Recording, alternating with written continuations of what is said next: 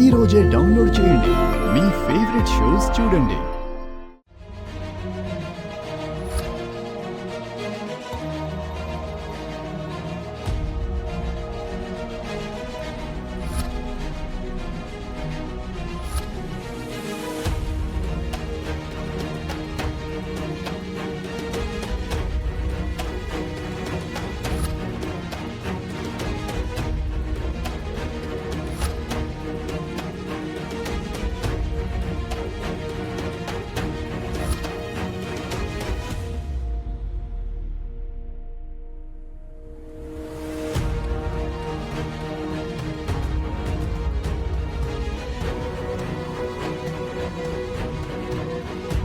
పద.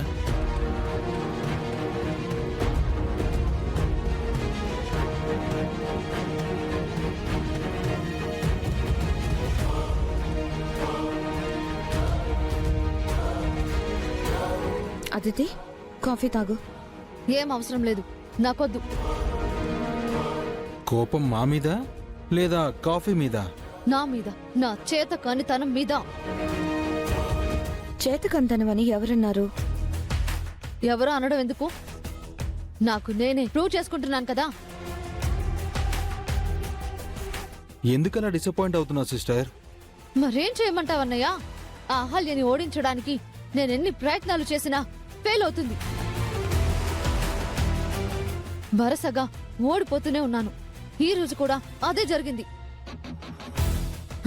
ఏదైతే నేను చూడకూడదు అనుకున్నానో అదే నా కళ్ళ ముందు జరిగింది. గౌతమ్ ఆ అహల్య మెడలో తాళి కట్టాడు. అది చూడ్డానికా నేను ఇంటికొచ్చింది? అసలు నేను ఎందుకు బ్రతుకున్నానో అనిపిస్తుంది. అలా కుమిలిపోతే ఎలా అదితి? నువ్వు కోరుకున్నది దక్కే వరకు ఫైట్ చేస్తూనే ఉండాలి. ఎంతని ఫైట్ చేయాల వంతిక? ఏం చేస్తున్నా ఫెయిల్ అవుతుంటే ఏం చేయాలి?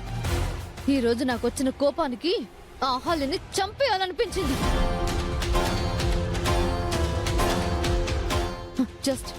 జస్ట్ లో మిస్ అయింది. మెట్ల మీద నల్లపూసలు చల్లడం, అహల్యకు ఫుడ్ పెట్టడం, ఇదంతా నీ ప్లానే కదా సిస్టర్? నా ప్లాన్ కాదన్నయ్య, నా ఫెయిల్యూర్ అది. అదితి, ప్రయత్నిస్తూ ఉంటే ఏదో ఒక రోజు సక్సెస్ అవుతావు. అయినా నువ్వు ఒకే రూట్లో ట్రై చేస్తున్నావు. ఇంకో రూట్లో ప్రయత్నించు.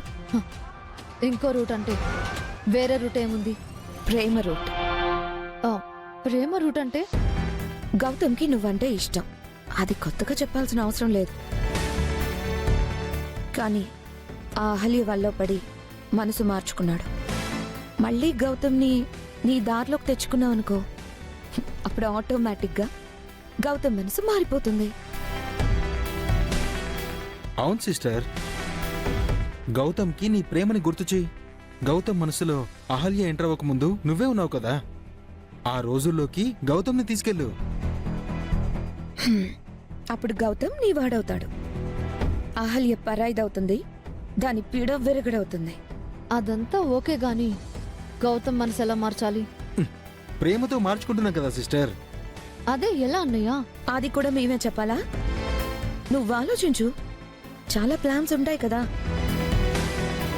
బొకే ఇచ్చి గౌతమ్ ని ప్రపోజ్ చేస్తే? గౌతమ్ బొకేలకి పడ్డు. పోనీ లవ్ లెటర్ రాస్తే? అది ఓల్డ్ ఫ్యాషన్. పోనీ రక్తంతో రాస్తే?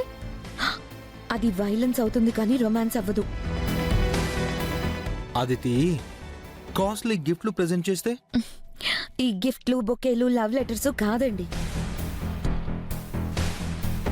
అదితి, ఏదైనా డీప్గా ఆలోచించు. ఏదైనా స్ట్రాంగ్గా చెయ్యి. మమ్మల్నో మరొకరినో సజెషన్స్ అడక్కు. ఏం చేస్తావో నీ ఇష్టం. నీ ప్రేమ కోసం నువ్వేమైనా చేయొచ్చు. ఎలాగైనా గౌతమ్ని సొంతం చేసుకో. బాగా ఆలోచించి బెస్ట్ గా ప్లాన్ చేసి sister. Wish you good luck.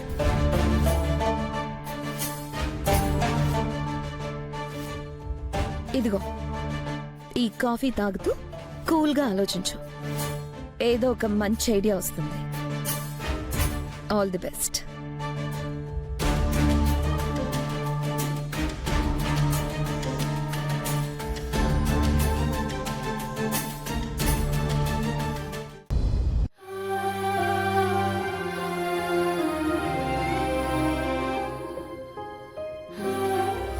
జగన్నాథీశ్వరుని దర్శించుకుంటే గాని దీని కష్టాలు తీర్చి ఒక మంచి కుటుంబంలో పడేస్తాడని అప్పుడే నిర్ణయించుకుని ఎప్పుడో మొక్కుకున్నా.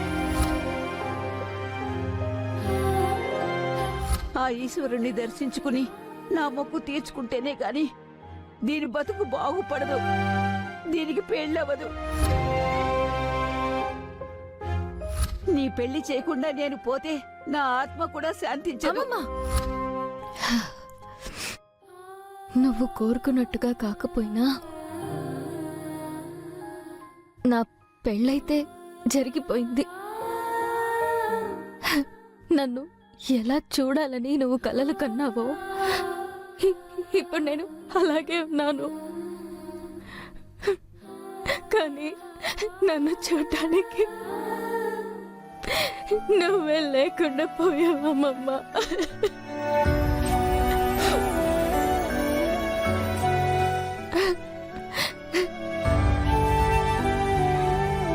ఇప్పుడు నువ్వు బతికుంటే నన్ను ఇలా చూసి ఎంత సంతోషపడేదానివో. ఆ సంతోషాన్ని నేను మిస్ అవుతున్నానమ్మమ్మ, మిస్ అవుతున్నాను.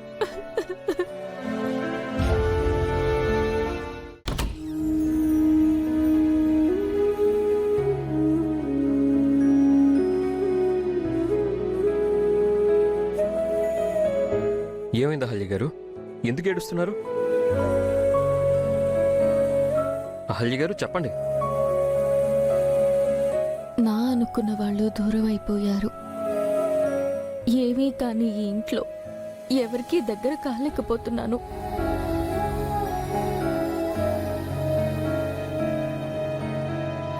నా వల్ల మీరు అదితి విడిపోయారు.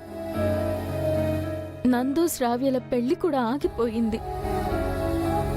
అందరూ నా వల్లే సఫర్ అవుతున్నారు. అదేం లేదు అహల్య గారు, జరిగిన వాటికి మీరు బాధ్యులు కాదు.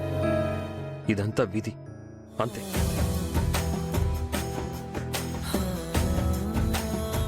లైఫ్లో మీరు ఎన్నో కష్టాలు పడ్డారు. వాటితో పోల్చుకుంటే ఈ ఇంట్లో వాళ్ళు పడుతున్న కష్టాలు చాలా చిన్నవండి. దేవుడిచ్చిన కష్టాల్ని భరిస్తున్నందుకు నేను మంచిదాన్నో, మీ అందరినీ బాధ పెడుతున్నందుకు నేను చెడ్డదాన్నో అర్థం కావట్లేదండి. నాకు నేనే ప్రశ్నార్థకమయ్యి సమాధానం చెప్పుకోలేకపోతున్నాను. చూడండి, మనకి ఎండా కావాలి, వాన కావాలి. కానీ మనం తుఫాన్లో ఉన్నాం. అందులో నుంచి మన వాళ్ళని కాపాడుకునే ప్రయత్నంలో ఉన్నాం.